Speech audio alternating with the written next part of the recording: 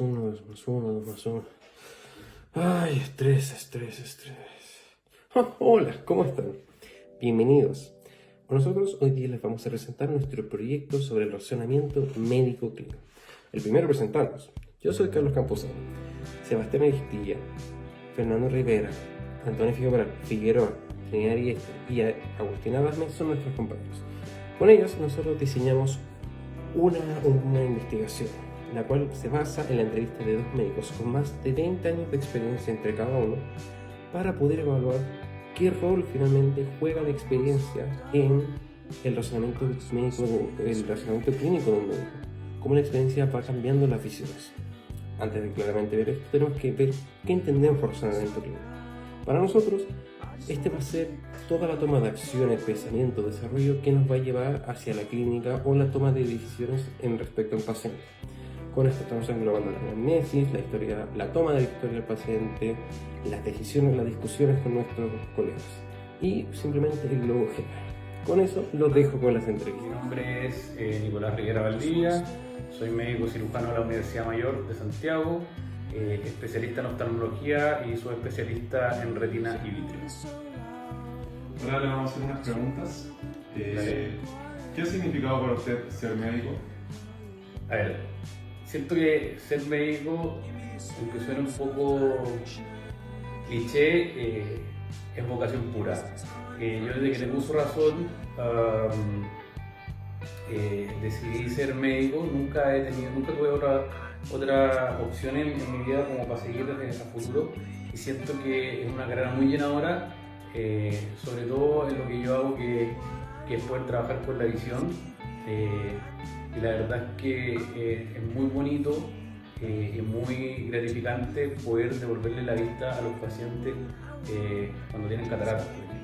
Entonces eso es bastante alentador y hace que uno potencie un poco lo que eligió y cómo se están dando las cosas en el momento. Estudiante de medicina y que aprendiste después con la experiencia clínica.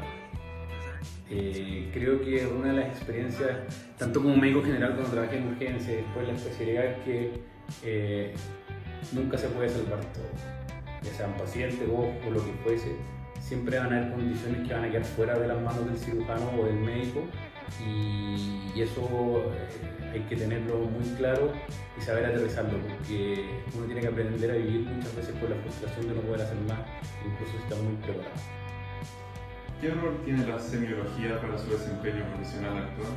Error. Siento que muchas veces es muy como robótico y muy pauteado todo.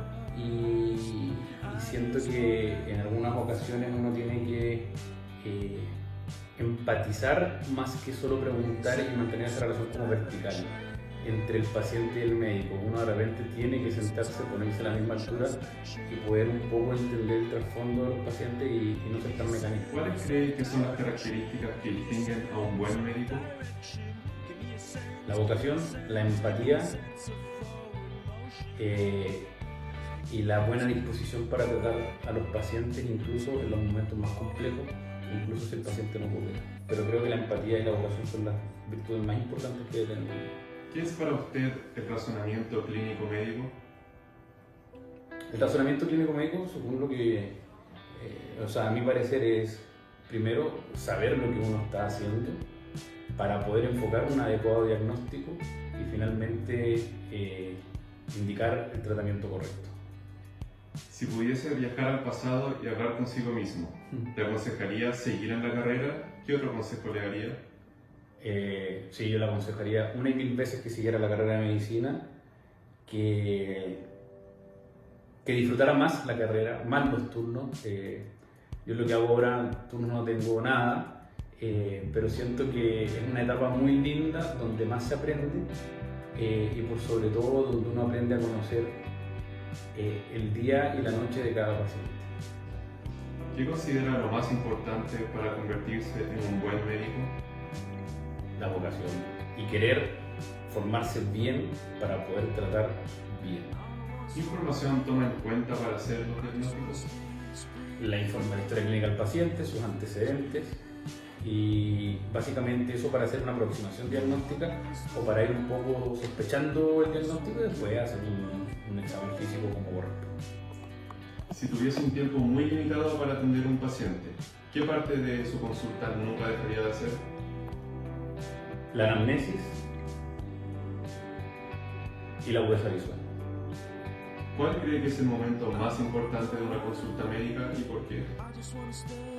Los primeros 5 minutos, porque es el momento en que el paciente conoce al médico, el médico conoce al paciente, desde cómo entra caminando, pero creo que esos 5 minutos es un momento en el que uno puede lograr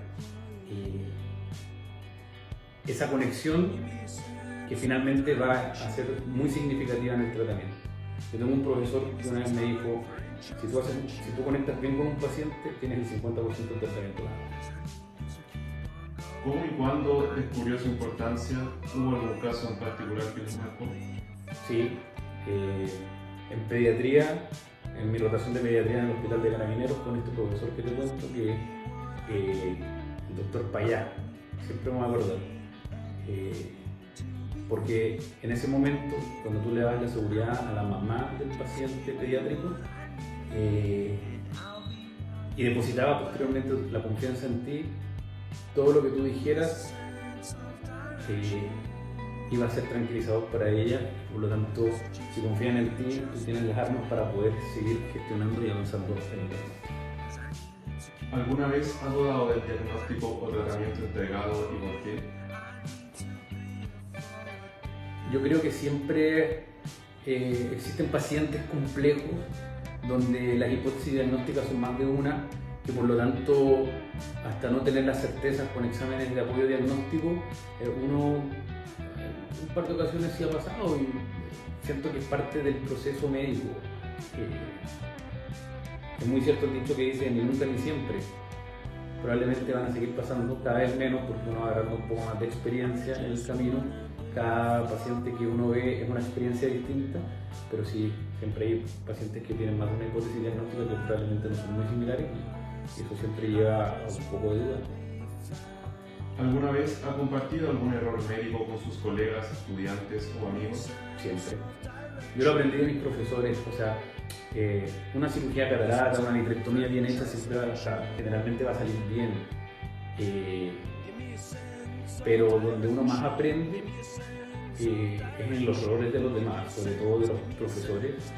Y cuando yo fui profesor de mis becados de oftalmología en el lugar donde yo me formé, sí, claro, yo les mostraba videos de errores míos, de errores de colegas, para que ellos aprendieran y después veíamos los videos de sus propios errores. Siento que esa es la forma mejor de aprender porque uno sabe cómo enfocarlo de manera distinta y aprende a no cometer los mismos errores una y otra vez. ¿Es aceptado el errar en medicina y compartir la experiencia del error? Depende. Por el colega siempre va a ser aceptado porque todos sabemos que somos humanos y podemos cometer errores o, como bien decíamos recién, dudar en el diagnóstico. Probablemente para un paciente nunca o para un familiar nunca va a ser aceptado cometer errores. Y ese es el gran problema, que muchas veces se endiosa a los médicos, pero se les olvida que existe la parte humana y que errores todos podemos cometer. ¿Has cometido algún error médico? ¿Recuerda cómo y cuándo pudo compartir el error y aprender de él en conjunto? Sí, errores, por supuesto. En la etapa de formación es el momento donde uno puede equivocarse y puede corregir esos errores porque estás acompañado de tus profesores, ellos te ayudan a solucionar los problemas y todo, sobre todo la parte quirúrgica. Entonces siempre yo le decía a mis becados, o sea, en esta etapa de la beca era donde se podían cometer todos los errores porque siempre iba a haber alguien para salvarte. Ahora es más complejo, pero gracias a Dios por el momento no he tenido ninguna complicación en sí. Y como última pregunta, ¿cree usted que se debe comunicar al paciente las incertidumbres diagnósticas y terapéuticas? Sí, no, ¿y por qué? Sí, pero no. O sea, está bien comunicar al paciente, pero no como una incertidumbre, no como que estás dudando, sino que decirle al paciente que existen distintas hipótesis diagnósticas y que uno está enfocando los exámenes diagnósticos de apoyo para poder dilucidar cuál es la hipótesis diagnóstica final. Pero como manejarlo como una incertidumbre, como una duda, no, porque ahí vamos a lo mismo recién. O sea, el paciente comienza a desconfiar del médico. Perfecto, muchas gracias por su tiempo y por todas sus respuestas. De nada. ¿Quieren presentarse para la cámara? Mi nombre es Iván Turu, yo soy cirujano digestivo en la Universidad de Chile, hace más de 20 años, y trabajo en clínica de farmacia de ¿Qué significa para usted ser médico? Posiblemente las decisiones más importantes de la vida en la profesión que y esta es una profesión que no puedes ejercer sin recursos. Si para ejercerla te tiene que gustar. La vocación sobre todo. La vocación. Uno no sabe de la vocación, uno cree que le gusta la medicina. Sobre todo cuando eliges estudiar medicina, crees que te gusta porque era bueno. Nunca te gustaba la biología. Esos son los elementos que le gustan los estudiar medicina y elegir su carrera a los 17, 18 años. Pero te das cuenta que esta no es una carrera científica. Esto es una profesión humanista. Trabajar con personas. Y posiblemente esa visión te va a cambiar el paso. Tiene la semiología en tu desempeño profesional actual. La misma que tenía hace 200 años, sigue siendo el pilar más importante de la medicina. A pesar de la gran cantidad de avances tecnológicos, exámenes precisos, la historia clínica y el examen físico sigue siendo la principal herramienta de los doctores. Y la mayoría de los errores en medicina no se usan porque necesitan estar informados, se usan porque alguien lo vivió mal cuando ya lo hizo. Porque hizo solo el examen físico o no lo hizo. Y por lo tanto las decisiones clínicas son errores. Pero la historia del examen físico ha perdido importancia por lo menos. ¿Cuáles crees que son las características que definen un buen médico? Diré que es tratar de hacer las cosas bien, a pesar de la situación. Uno tiene que siempre tratar de hacer las cosas bien sin perder que tu objetivo es no siempre sanar, nunca, pero siempre ayudar al paciente que está enfermo. O sea, siempre con la disposición a ayudar. El objetivo es ayudar, aliviar o sanar al paciente que está enfermo, no existe otro. ¿Y usted cree que esa definición ha cambiado a lo largo de su año de práctica o Yo algo que creo que no. O sea, si tú quieres ser buen médico porque quieres hacer cosas difíciles, o quieres ser buen médico para ganarte el premio Nobel, o quieres ser médico para ser rico, te equivocas. Me gustó aprender en la escuela de medicina, en los años de estudio, que no lo hicieron y siempre es fundamental aparte. Posiblemente lo que uno no es que no te lo enseñaron, pero pensaste que era importante. Por ejemplo, los dilemas éticos, los dilemas legales, los dilemas sociales, cuando ustedes lo interesan. Uno quiere saber fisiología, quiere saber anatomía, quiere saber enfermedad, quiere aprender a operar. Y a medida que van pasando los años, te van interesando los temas más globales y pueden ser más intangibles. Inclusive la historia de la medicina de los interesa. Posiblemente saber cómo se llegó a las cosas que uno aprendió o te está enseñando te da una perspectiva diferente. Y eso como con los años uno te va tomando la importancia. Al principio nadie quería aprender historia de la medicina, nadie quería aprender problemas médicos legales, nadie quería aprender ética, nadie quería aprender patología, fisiología, las cosas que él se iba a ocupar. Y posiblemente hay muchos dilemas y problemas que después uno se enfrenta a la profesión que tiene que ver con estos conocimientos.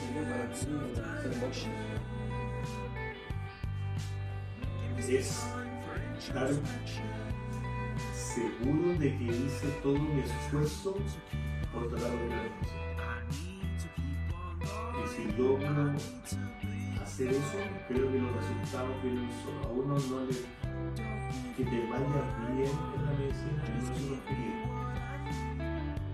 es una consecuencia, porque lo desarrollas de tu paciente.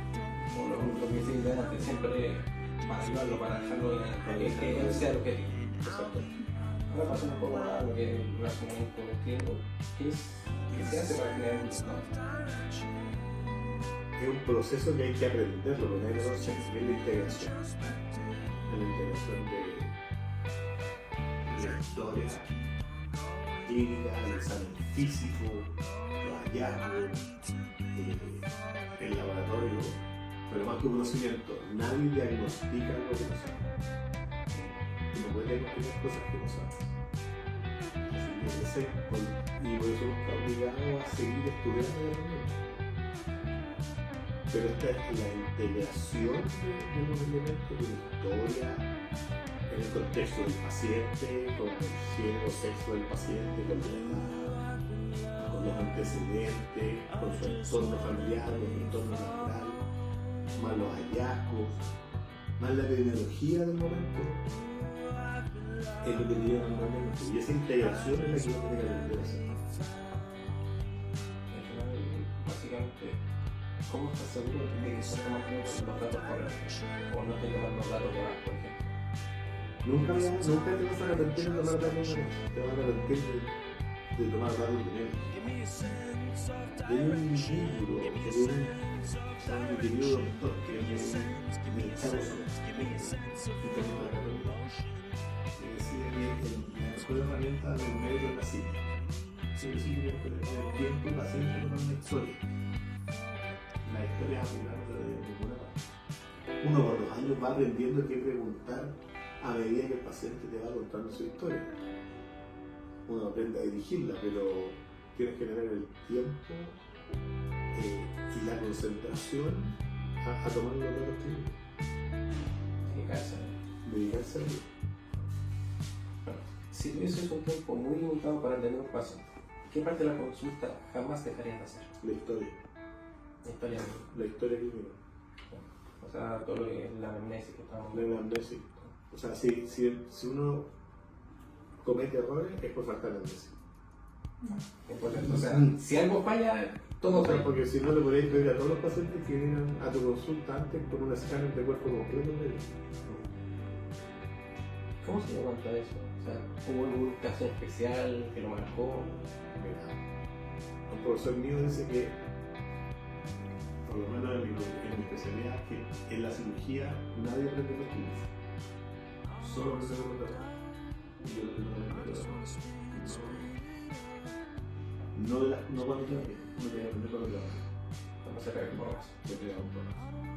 Bueno, eso no llega mucho a la siguiente pregunta, que es si alguna vez ha dudado de un diagnóstico o ha hecho un diagnóstico erróneo. He dudado un diagnóstico, he errado un diagnóstico, he errado un tratamiento, he errado todo. Pero sería mentiroso decir que eso no es negativo. ¿Y eso usted, sus colegas y todo el círculo o es algo más raro que se vea en el Alguien me dijo una vez que un cirujano que no se le complica a los pacientes son dos posibilidades: o opera poco o miente. Ya. Perfecto. Y dentro del círculo de la medicina, ¿son aceptados los errores? Que no son aceptados por los. No es que el círculo no los acepte, uno no los acepta. Porque solo nos enseñan a tener triunfo. Todo se basa en los buenos diagnósticos, los buenos tratamientos. Y en general los fracasos cuando te va mal, el médico los vive solo y eso es súper terrible. Entonces tenemos que, en nuestra cultura, sobre todo en nuestra cultura latina, no toleramos el fracaso y el error. Y lo otro es que lo personalizamos como que fuera una culpa propia. Y lo que debemos saber es no ocultarlo y aprender de los errores. Y inclusive a difundir los errores.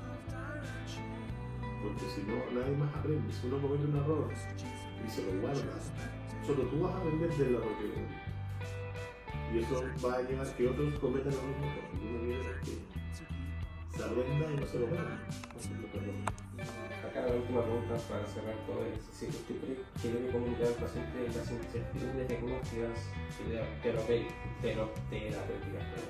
Siempre un paciente tiene el derecho a estar informado. Es un derecho por ley, pero no un derecho ético. Se tiene que saber que. Y uno también tiene que aprender a decir: no estoy seguro de lo que estoy, o no estoy seguro de lo que hay que hacer. no tengo claro cuál es el mejor tratamiento. Soy un poseedor de toda la verdad, la verdad absoluta, entonces, y actualmente con los cánones actuales de la medicina, por lo menos occidental, el paciente también tiene que participar en la toma de decisiones. Tiene que decidir si un tratamiento experimental, un tratamiento nuevo, el diagnóstico de salud tiene que participar en la toma de decisiones sobre su tratamiento. Muchas gracias, doctor. Una entrevista y a modo de conclusión, queríamos destacar que ambos profesionales reconocen la esencialidad del razonamiento clínico a la hora de llevar a cabo el ejercicio de la medicina.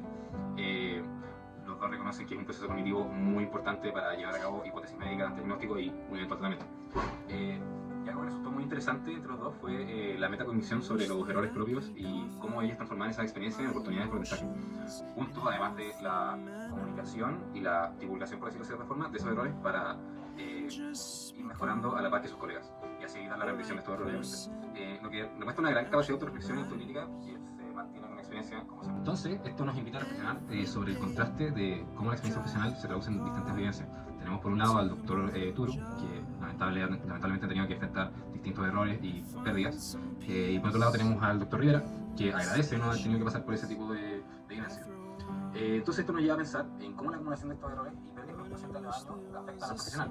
Uno pensaría que podrían llevar a mucho desgaste, incluso a rendirse sobre su carrera, pero en realidad por lo contrario.